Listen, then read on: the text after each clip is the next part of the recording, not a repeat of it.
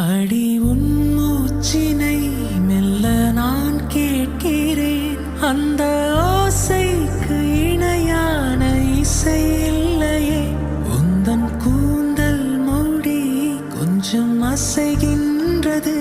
அந்த அசைவுக்கு நடனங்கள் இணையில்லையே. சிற்பம், கவிதை, ஓவியம் மூன்றும் சேரும் ஓரிடம் கண்டேன் பெண்ணே நான் உன்னிடம். பெண்ணெல்லாம் பெண் போல இருக்க, நீ மட்டும் என் நெஞ்சை மயக்க. பூமிக்கு வந்தாய தேவதை போலவே. அடடா பிரம்மன் புத்திசாலி, அவனை விட நான் அதிர்ஷ்டசாலியோ.